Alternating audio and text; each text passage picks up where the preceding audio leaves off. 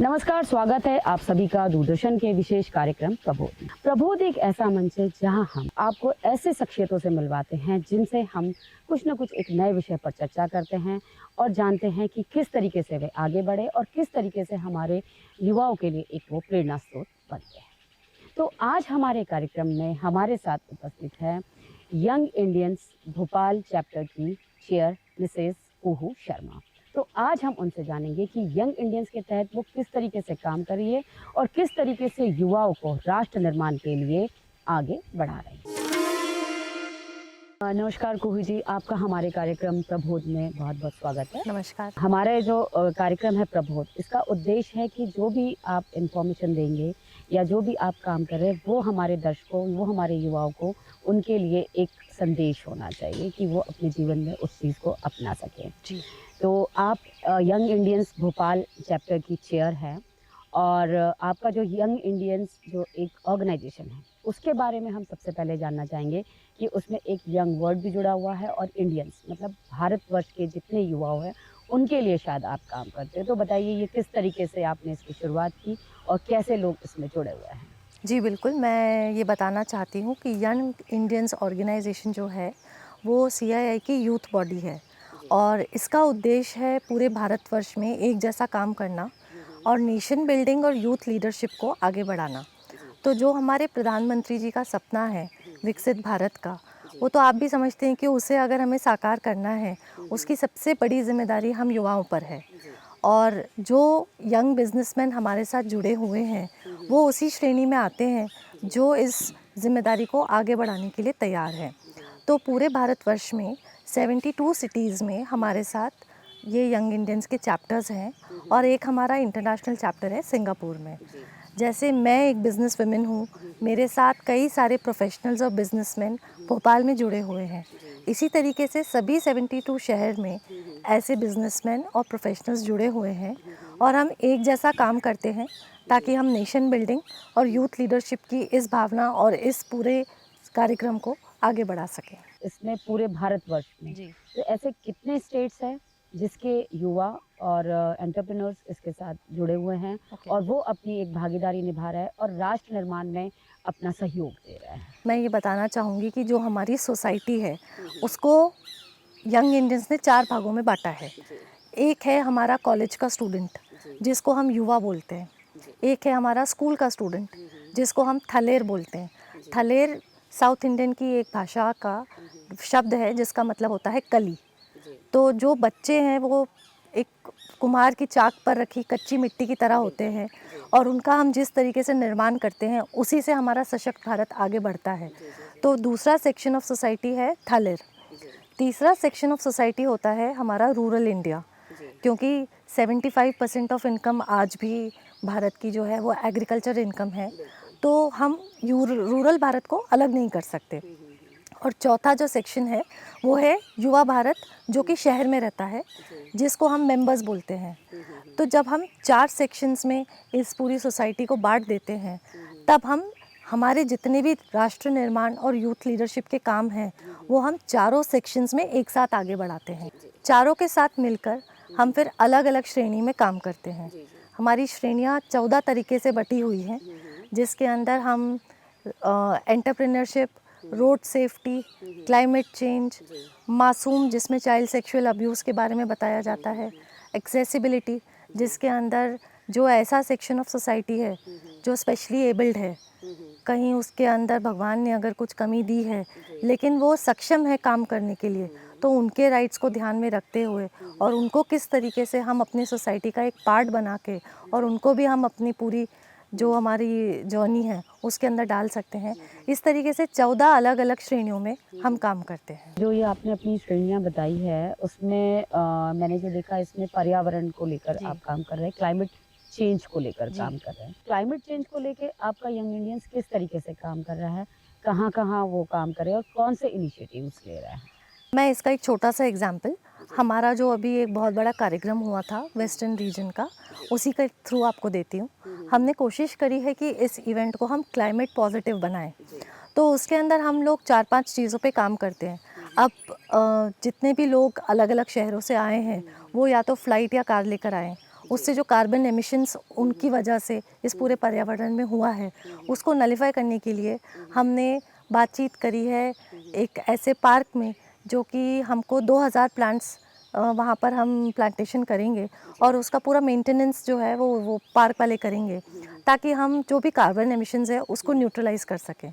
इसी तरीके से पूरे इवेंट में हमने कोशिश करी है कि प्लास्टिक का यूज़ हम कम से कम करें, क्योंकि प्लास्टिक की रिसाइक्लेबल और उसका डिकम्पोजिशन बहुत ही ज़्यादा मुश्किल है। तो हमने कागज़ के कप्स और चीनी मिट्टी की प्लेट्स यही ज़्यादा यूज़ करी है, जिसका हमको जो हमारे वेंडर्स थे उन्होंने काफ़ी हमको इसके अंदर सहयोग दिया है। अब जैसे प्लांट्स तो आपने लगा दिया और मेंटेनेंस आपने ही कहा कि आपने कहा है कि आपको करना है जहाँ आप लगा रहे हैं जिस पार्क में। जी।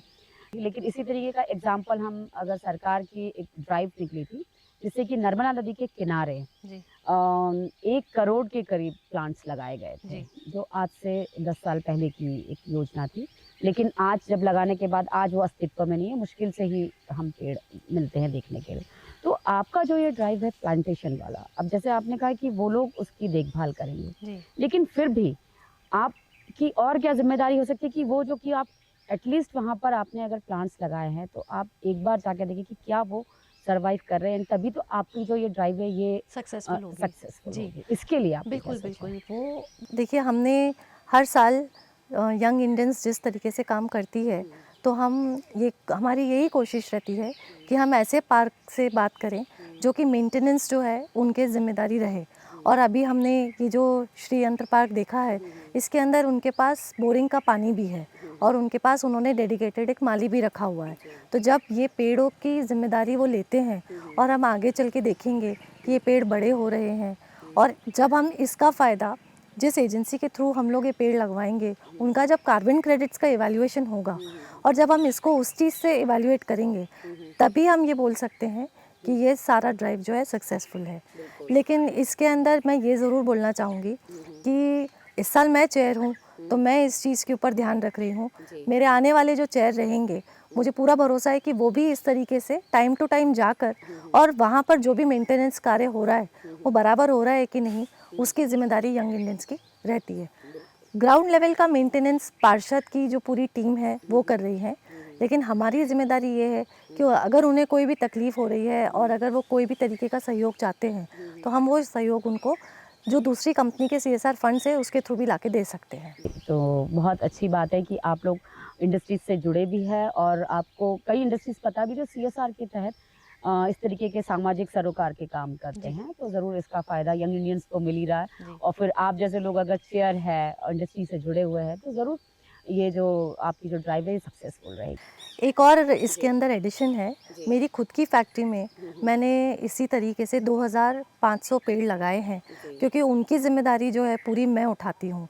तो जब हम कार्बन न्यूट्रल की या कार्बन क्रेडिट्स की बात करते हैं, तो कुछ योगदान जो है मैं गवर्नमेंट से या पार्षद से उनसे रिक्वेस्ट करती हूँ, और कुछ मैंने अपनी ही फैक्ट्री में इसी तरीके की ज़िम्मेदारी करी है। इसके साथ साथ हमने 1000 करोड़ लीटर का एक टैंक बनाया है, वो ग्राउंड वाटर रिचार्ज के लिए बनाया है, और उसके अंदर जितना भी बारिश का पानी आता है वो इकट्ठा होता है, जो धीरे धीरे ज़मीन के अंदर जाता है। क्योंकि आपने जो ग्राउंड वाटर रिचार्ज के बारे में सुना होगा, उसमें पानी इसी तरीके से बह जाता है कि वो वाटर लेवल को रिचार्ज नहीं कर पाता। तो सीहोर में हमने ये बनाया है। आपकी जो इंडस्ट्री में आपने जो एक इनिशिएटिव लिया, ये बहुत अच्छा इनिशिएटिव है जी। और इसी तरीके के इनिशिएटिव्स और भी इंडस्ट्रीज़ को लेना चाहिए, और CSR के तहत हो या उनकी जो जिम्मेदारी है उसके तहत अगर प्लांटेशन करते हैं तो कार्बन क्रेडिट का फ़ायदा भी वो लोग उठा सकते हैं और पर्यावरण को भी बचा सकते हैं। तो बहुत बहुत धन्यवाद आपका, आपने इस तरीके का ड्राइव आप कर रहे हैं। और अब हम यहाँ लेते हैं एक छोटा सा ब्रेक, और इस ब्रेक के बाद और यंग इंडियंस किस तरीके के काम कर रहे हैं और भविष्य की क्या योजना है उस पर हम बात करेंगे।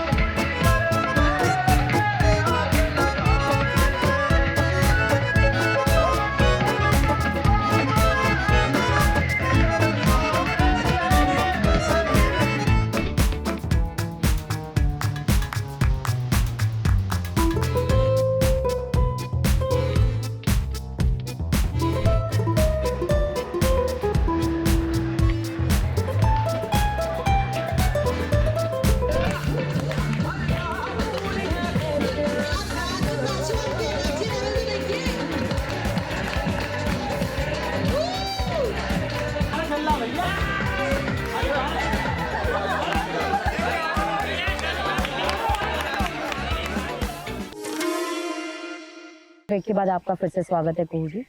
अब मैं जानना चाहूँगी कि जिस तरीके से आपने एनवायरनमेंट के लिए आप लोग काम कर रहे हैं, आपका यंग इंडियंस जो ऑर्गेनाइजेशन है, उसके अलावा मैंने देखा है कि आपके इस यंग इंडियंस में आप सोशल रिस्पॉन्सिबिलिटी को की बात की जाए तो उसमें एक मासूम है और रोड सेफ्टी है और हेल्थ को लेकर भी आप काम कर रहे हैं। जी। तो जो ये मासूम जो है इसके तहत क्या काम कर रहे हैं आप वो? मासूम जो है वो है चाइल्ड सेक्सुअल अब्यूज़, उसकी रोकथाम। अगर ऐसी कोई हरकत किसी के साथ हुई है तो उसको कैसे हम उस चीज़ को किस तरीके से आगे बढ़ाया जाए और जो प्रभाव बच्चे की मनोस्थिति पे हुआ है उसको आगे किस तरीके से ठीक किया जाए। तो यंग इंडियंस का जो मासूम इनिशिएटिव है उसका मेन उद्देश्य यही है कि इस चीज़ की अवेयरनेस हम ग्राउंड लेवल तक पहुंचाएं। हम एज मेंबर इसको अपने हाथ में लेके किसी केस को सॉल्व नहीं कर सकते, लेकिन चाइल्ड हेल्पलाइन के साथ हमने जो एक एसोसिएशन बनाया है उसकी जितनी भी जिम्मेदारियां हैं और उनकी जितनी भी ऐसी चीज़ें हैं जिससे किसी को भी हम हेल्प दे सकें, इसकी अवेयरनेस हम अलग अलग जगह पर देते हैं।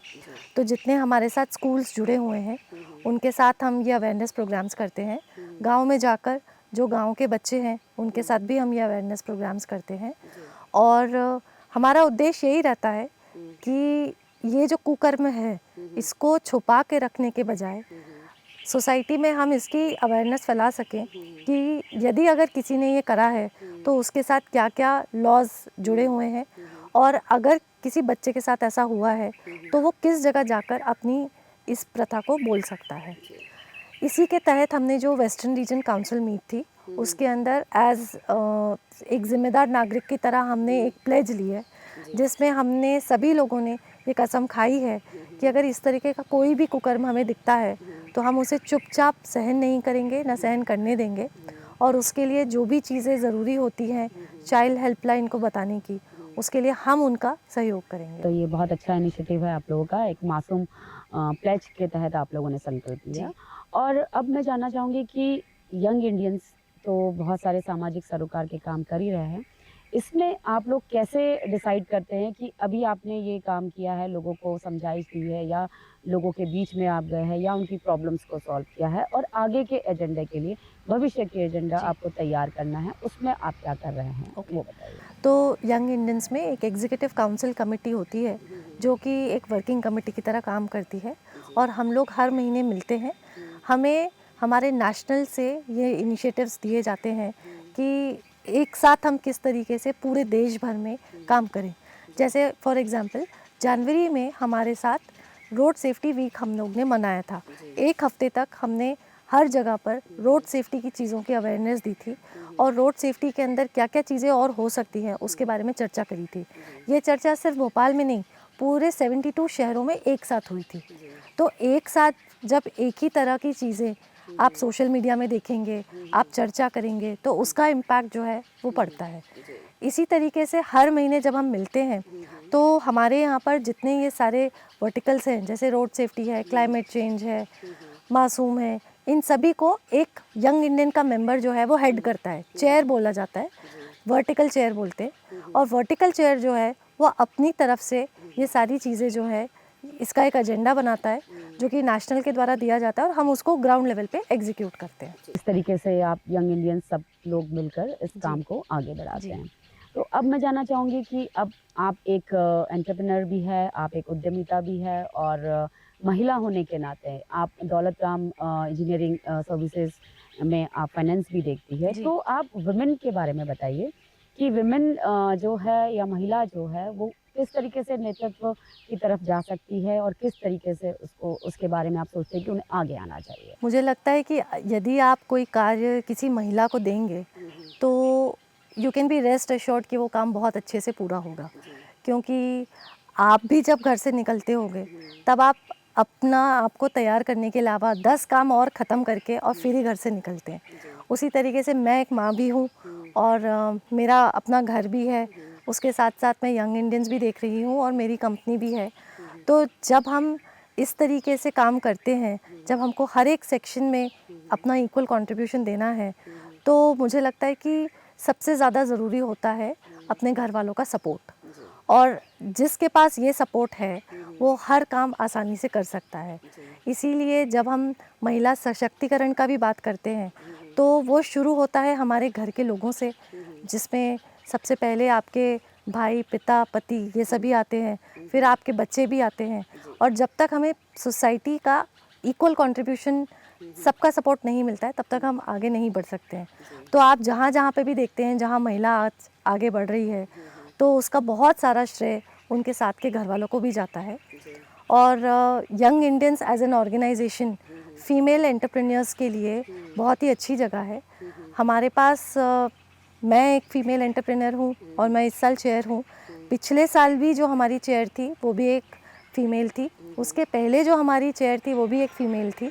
तो जिस तरीके से फ़ीमेल पावर आप यंग इंडियंस में देख सकते हैं, ये एक क्लियर एग्जाम्पल है कि इक्वालिटी जो है वो यंग इंडियंस में कितनी ज़्यादा कॉमन है। जिस तरीके से आपको अपने फैमिली का सपोर्ट मिला और आज आप यहाँ तक पहुँची, एक सक्सेसफुल वुमेन बनकर सामने उभरी है, तो ज़रूर हमारे जो दर्शक है आपसे एक उनको संदेश भी मिलेगा कि किस तरीके से आगे बढ़ाया जा सकता है। लेकिन आखिरी में जाते जाते मैं आपसे, हमारे जो युवा है किस तरीके से आगे बढ़ सकते हैं, किस तरीके से वो राष्ट्र निर्माण में अपनी सहभागिता दे सकते हैं, उसके लिए आप एक छोटा सा संदेश दीजिए। जी बिल्कुल।